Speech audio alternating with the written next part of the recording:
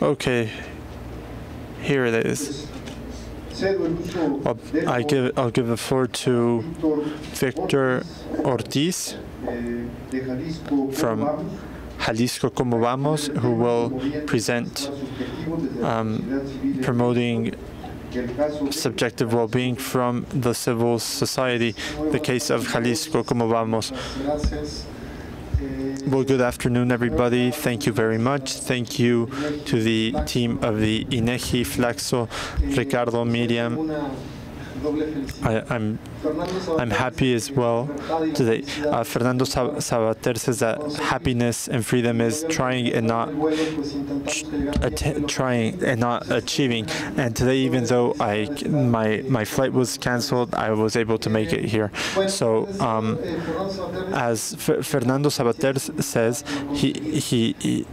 happiness is trying, not achieving. So there's no right to freedom. Any government that promises freedom is lying, would be lying. And in this sense, if a government cannot promote happiness and we have no right to happiness, what Fernando Sabater says is that citizens have a right to build their own destiny. And in this sense, citizens have a right to build their own destiny and people, and the government needs to give us certain minimum conditions for satisfaction.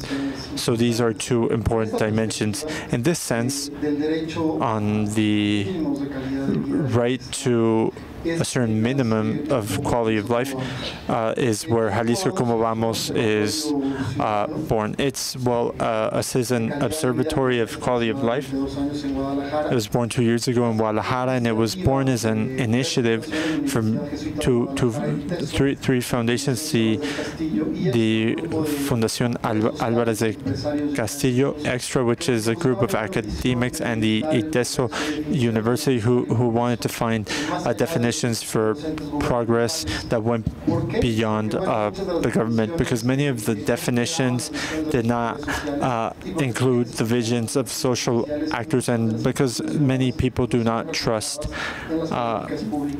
public policy and government. So with three basic ingredients, which are to create social capital, and well, Como Vamos was proved is a model which it has been proven. It was born in Bogota in 1998, 15 years ago. It has a very specific characteristic in Bogota. At the end of the 20th century, we didn't have, as in Mexico, municipal development plans or state development plans, meaning we didn't have accountability. The government did not say, okay, these are your objectives, these are our targets. So what the civil society did was create those targets so we could create the indicators, and that way demand that government complied with its obligations. That was recognized as a best citizen practice by the UNDP in 2002. This has been done in various cities in Latin America. Now we have more than 70 cities doing this, measuring justice, governance, sustainability. We're pioneers in Mexico, but we have this in Juarez and León, Guanajuato, and we have a network of sustainable democratic territories. Okay, what are the main objectives or the basic objectives? Well, to evaluate quality indicators in the city, which are a challenge, dialogue to promote public dialogue, advocacy to create public alternatives for public policy, and finally to involve citizens in participation. Okay, passing now to measuring of subjective well-being. Well, the initial challenge is how will we measure well-being in a more holistic fashion? Well, based on this model, it was we had hard indicators, we had soft subjective indicators, which were psychosocial, but we didn't really have a methodology for following up on this, and they didn't really articulate one with the other, and so it was all, we didn't really know how to create indexes through this, and we wanted to create a methodology for this. Another issue was how will we articulate hard data and specialist opinions on citizen well-being,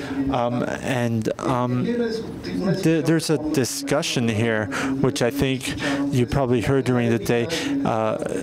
Quality of life and well-being has two sides. One is as a object of study, so it's a psychosocial reality that can be analyzed, but at the same time it's an objective. It also has certain objectives in mind, and there's something that has to do perhaps more with psychology, with opening, with reality in social terms,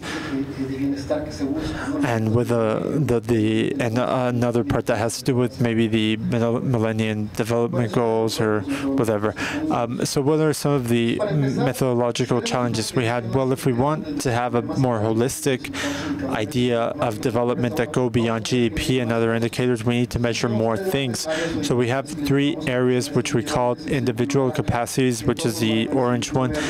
Green one is environment, institutional context is the red one. So the orange one has to do with economy, employment, poverty, inequality, education, health, culture, and recreation. And on the green we have urban development, housing, mobility, environment, and public space. And in red we have government, security, public services, media, and also citizenship, the social fabric, and the institutions that contain social life. So quality of life has comprises all this. So how do we measure all this and integrate it? Well, it's a big challenge, and it gives us a hard time sometimes. Anyway, how do we articulate these subjective and objective indicators? Well, we basically created a very basic but useful definition. It's a satisfactory life in terms of subjective perceptions as well as objective conditions in which an individual develops. So on the premise that was perhaps said today, if someone was robbed last year, you should consider if that person was afraid of being robbed again for the entire year. So both things are important for well-being and quality of life. So for the psychosocial and objective area, we had an indicator report or an official report which reflects reality. So we have two documents. On one hand, we have the survey, which I have some slides on, and then we have another one on objective quality of life. Here are our two products. We have our indicators on the top, the book on the bottom, and with regards to measuring subjective quality of life, I want to tell you about what this can do for us. Okay, this is for the urban area of Guadalajara. We had 2,400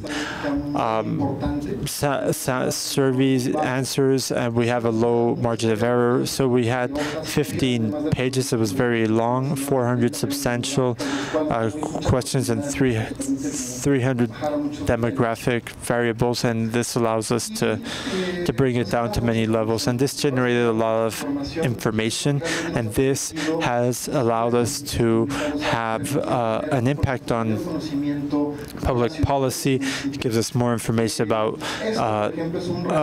everything. This is a graphic. It's an infography in which we have all the subjects and characteristics for each of them, and they're currently available on our website. website. We have 16 or 32 objective ones, and this is our main goal. But what I want to tell you is how we can make the subjective objective.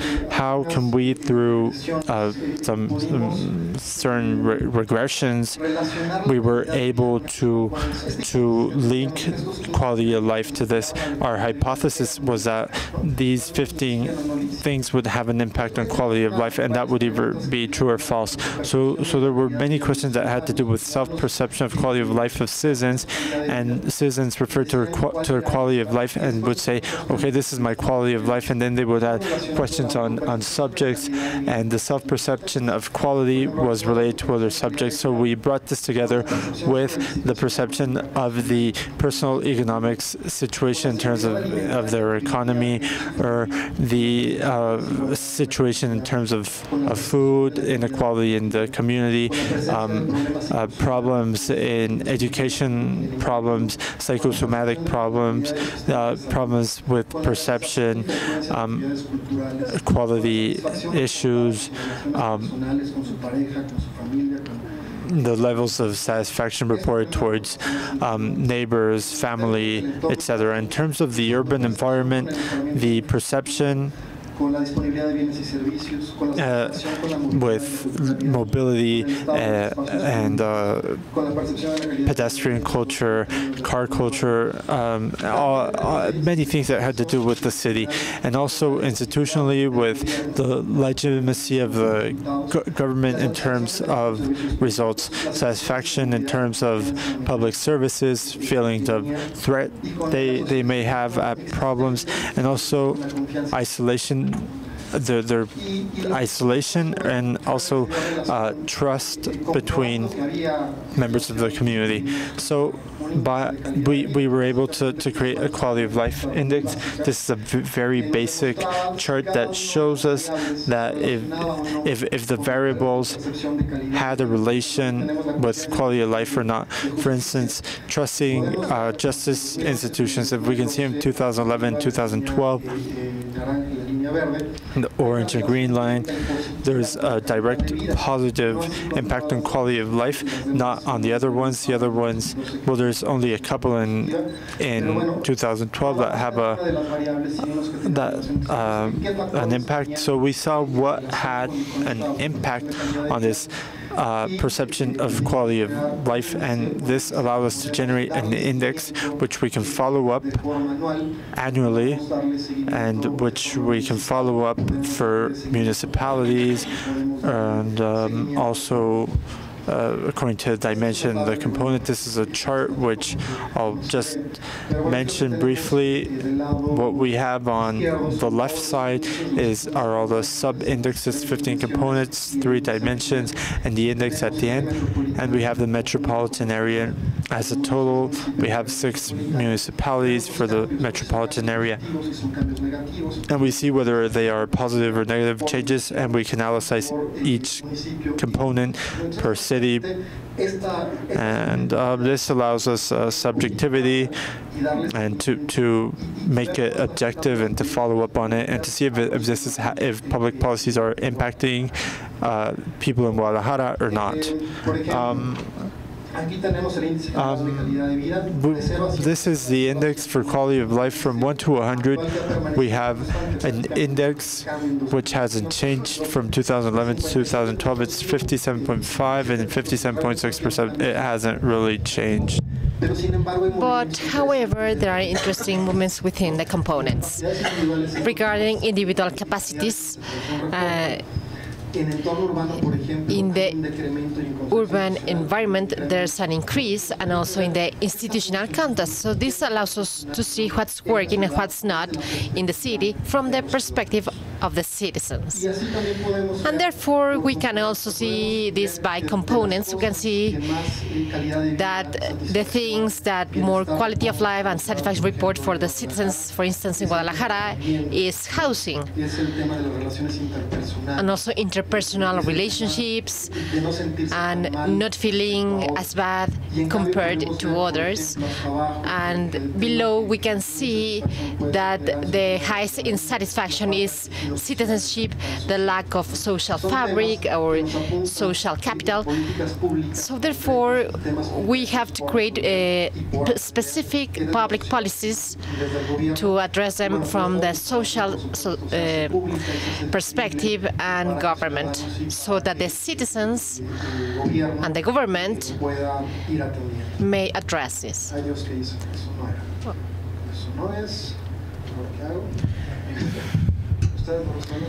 Can you solve this for me? Okay. So we can monitor this by municipality. The central municipality of Guadalajara increases, Zapopan is the same, Tlaquepaque increases, Tonalá decreases, Tlajomulco decreases, and El Salto increases slightly. If we see this in a map, we can see in geographic terms how in the central part and wealthiest part of the city, they have a better quality of life index, and in the surrounding municipalities, they have lower quality of life. But there's certain homogeneity and how each other compensate. What's the name of my conference? Promoting the measurement of subjective well-being from society. Part of my objective is to say is that it's important that not only from the government we should measure quality of life and welfare. It's important that the citizen and the academy and businessmen may participate, because they are finally the citizens' voice. And I want to share with you some figures of what Jalisco Como Vamos has achieved. It's like 5 or 6 guys working, but producing a lot. And in 2 years, we have 3 publications very successful and recognized. And we have more than 680 mentions in radio, TV, press, internet. We have 29 mentions in the front pages, in the most read newspapers, 65 interviews, many followers in Facebook, more than 4,000 followers in Twitter, more than, many copies of books in the market. We have questionnaires, methodologies. We have many downloads of our books in the last month. We observed more than 571 indicators analyzed. We have a very valuable network of more than 150 collaborators, specialists in these issues, who help us pro bono to consolidate the analysis of each topic. We participate in a network of more than 70 cities. We've generated 5 events with more than 400 attendees on average. We can see the pictures and the amount of people in the events. So, in fact, we generate public advocacy, and the civil society and not only the government should generate more advocacy through subjective well-being. Well, this is all just to share you our communication aids. This is the quality of life in Jalisco in terms of objective well-being. This is the hard part of the data. With the hard data, we can see that in Jalisco, there's satisfaction with the government and public institutions, mainly in culture and recreation, education quality, security, and we are unsatisfied because of public services and the economic situation and the environment deterioration. We can also see that 47% of the people feel that they are thriving. It's a very high figure that matches the figure reported by UN Habitat, that says Guadalajara is the city with the largest prosperity in Latin America, and this is similar to Canada. It is quite incredible. So we feel better than we are, and it's the disparity between subjectivity and objectivity. So this is the objective part that gives us clear clues, but we also have the subjective part. To begin, we ask the people of Guadalajara, what's well-being for you and quality of life? Define what's quality of life, well-being, to define also the goals and the objectives. What do you expect? And we had several results: good health, economic stability, be well personally and in the family level. We played with these new technologies, what is called smart words, like the most repeated words, and it called my attention that the previous lecturer said that living better was not the case. In Guadalajara, living better seems to be was the best slogan, because the most repeated word was to have work, be healthy, live well, and live better. At least in Guadalajara, it seems that the federal government paid very good focus groups. Maybe they were very expensive, like this monument in Reforma Avenue, but in Guadalajara they worked. Also, in terms of perception, we can see the perception of the inhabitants of Guadalajara about the curse of the city and the country, and we can compare the national service with the local ones. Well, these are some of the outputs to assimilate information, and this is hard data in economics and employment in Jalisco in 2012. The economy is growing faster than the population. There's a lack of economic sustainability, whereas demographic growth is 8.9, GDP growth is 3.5. So evidently there's a lack of economic sustainability in the development of the state. This is hard information. But also we can see what the citizens think about this topic. In spite of this, more than one-third perceive that their situation improved. 30% think that it worsened, and 29% think it's the same. So these are the graphic outputs that help us to transmit the information that we want to convey. Obviously, there are slides for each one of these topics. There are detailed reports and indexes. And thank you very much. We invite you to visit our webpage.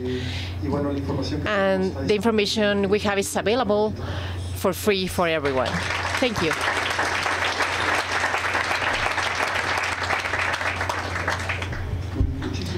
Thank you very much, Victor. How do you reach those data with Seasonings having the local soccer team?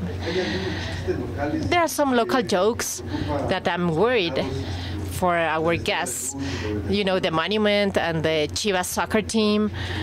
I don't know how well they translate. Very quickly, this level of measuring subjective well-being is very important, because whatever the state governments do, and particularly what they say the municipal governments, affect the citizens overnight. If they decide to change the route or the schedules for trash collection, the next day they don't arrive at the same time, there's going to be chaos. And with that, well, we can also mention many other examples. This wasn't an issue in our country, but recently we have more measures or measurements. Certainly, we don't have enough municipal governments that are using this tool, and maybe the states or the cities that are using this tool are showing a level of innovation that can be expressed in being mentioned in this panel, but in fact, they need to innovate in other fields. And in this regard, they mentioned the importance of having indicators, of being able to measure these subjective factors. And I think it's very interesting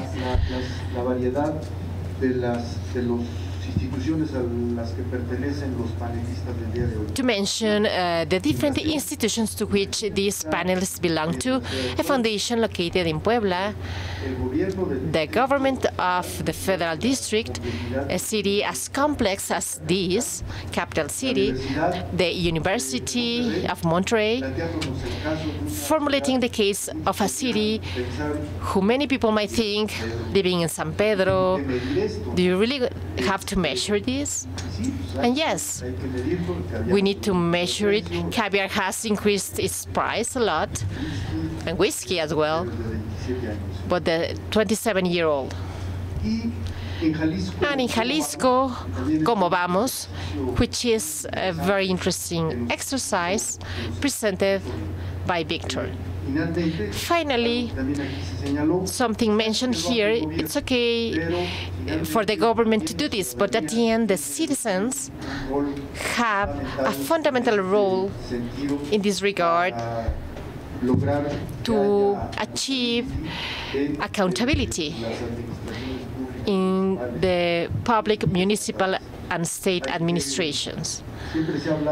We've always talked about that democracy is more than elections, and I think that part of the responsibility of citizens in a democracy is to participate through this type of works, because some groups of citizens who are responsible democratically generate benefits through this accountability. I would finish with this because I would like to give room for your comments. And here we have, for Oscar Gomez from Gerardo Leiva, very interesting results. Congratulations. This is my question. Why and what is the use to have a ranking of municipalities? Second, do you know if some mayors are using these figures to take decisions? And third, the case Laguna, Torreón, is almost the last place, but Lerdo is the second. But in fact, they form part of the same conurbated area. Do you have any explanation for this?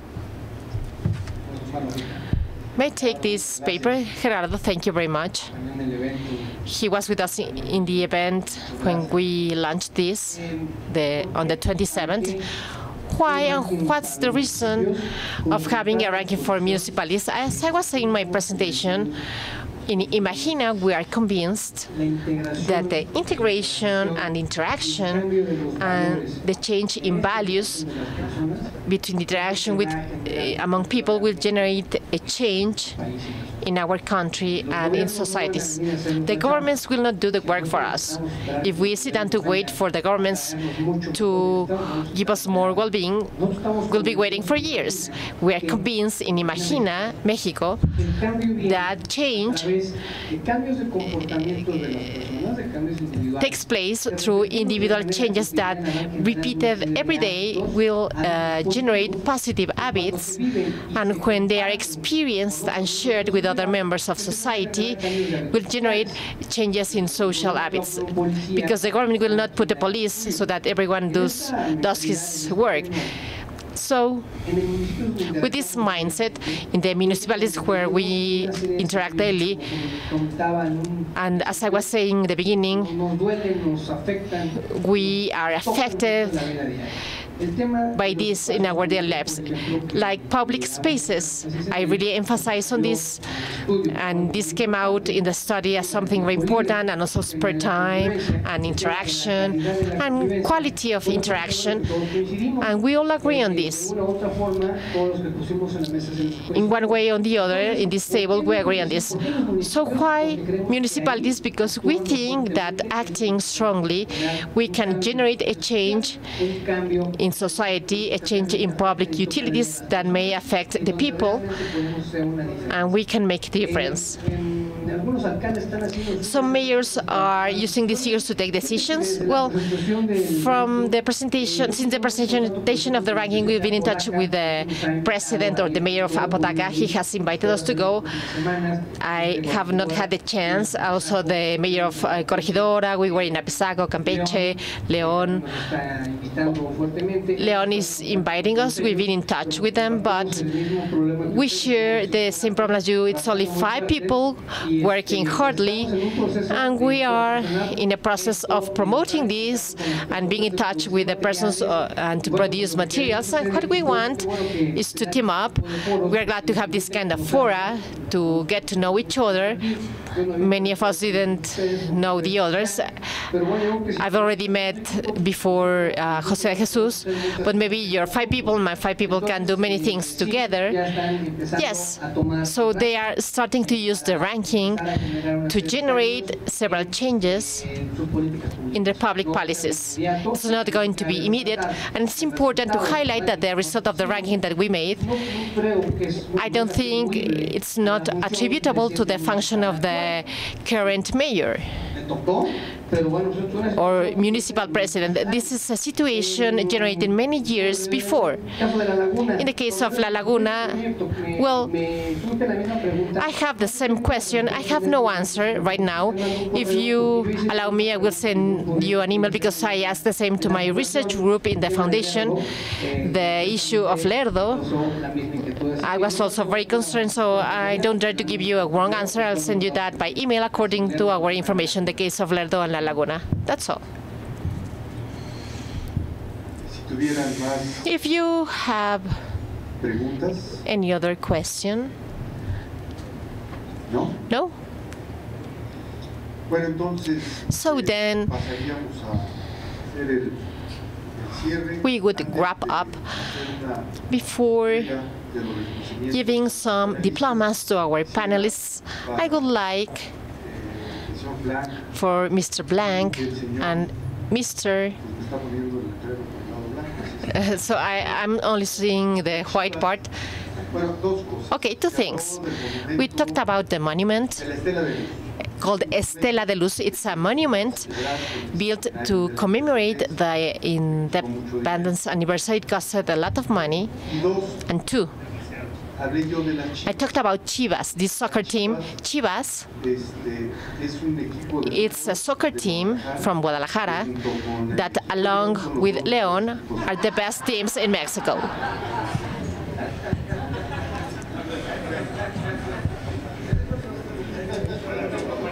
That's a good joke, a good one.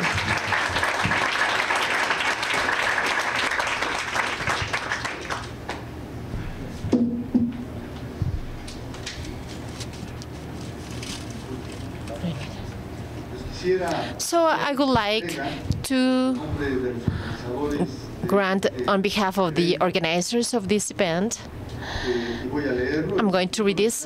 The National Institute of Statistics and Geography and Flaxo, Mexico, give this diploma to Oscar Goma for his valuable participation as lecturer in the seminar Subjective Well-Being, its Measure and Use in Public Policies and Decision-Making in Mexico and Latin America.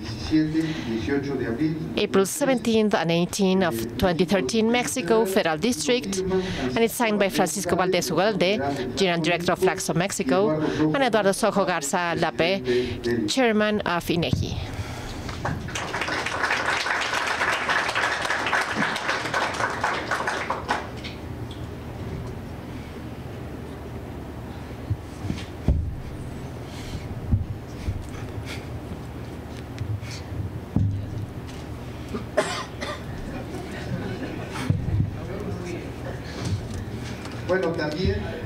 Well, the same diploma to Arturo Cerón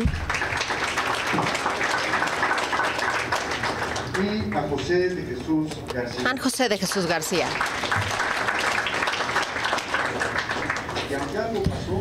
Well, something happened. I'd like to give a hand to Victor Ortiz because I don't know what happened.